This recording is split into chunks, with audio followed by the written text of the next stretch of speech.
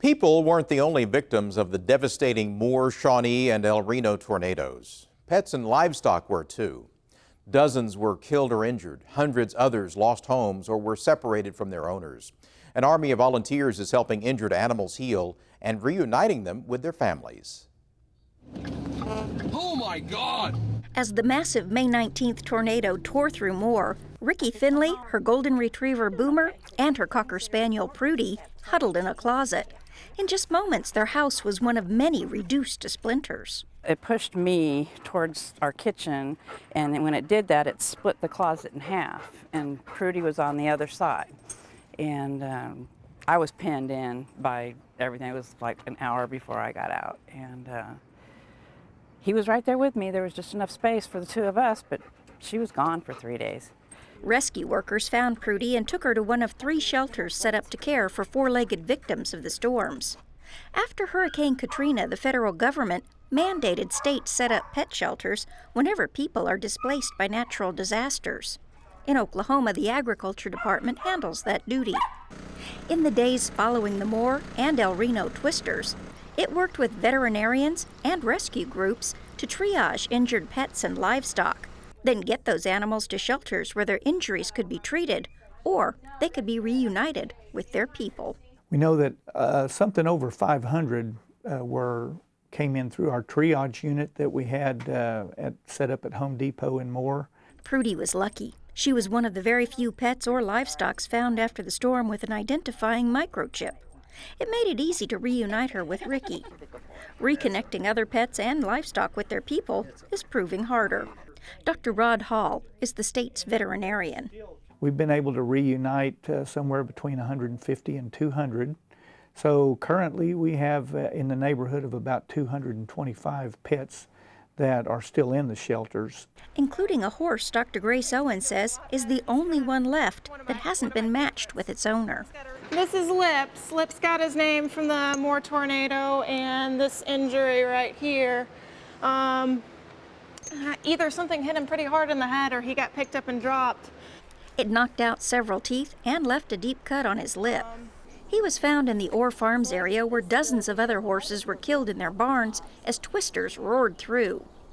Lips is one of 15 horses from the Moore tornado and 25 from the El Reno twister, housed and treated at Equine Medical Associates in Edmond.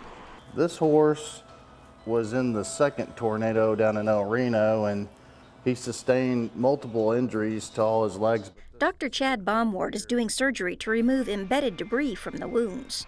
His prognosis is fair, as long as we can get this infection resolved. Dr. Owen is treating another horse's cuts and scrapes with gauze pads soaked with honey.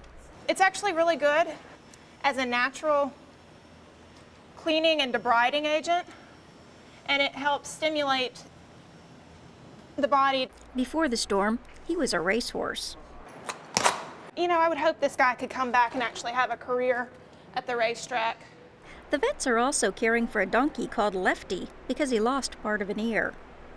Thanks to generous donations, owners of the animals here and in the shelters won't be charged for the care of their pets.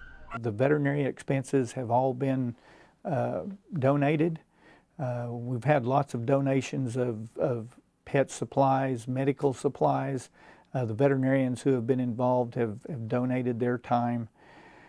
So there'll be no fee in reclaiming a pet that was lost in the storm.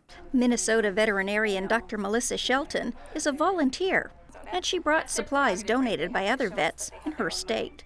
People donated even blood work equipment and an autoclave and a lot of surgical equipment and things like that, so I drove that down.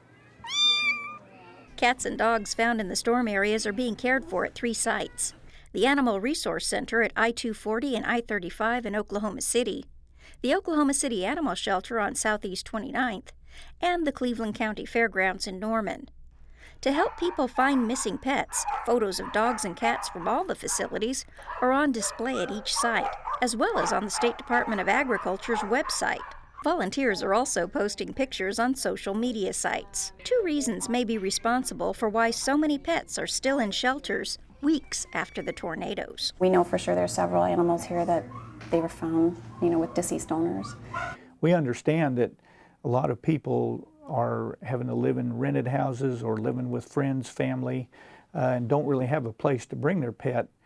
And that's fine, but if we just know who the pet belongs to, we can find someone to foster that animal and take care of it until the owner is back on their feet. Again at no charge.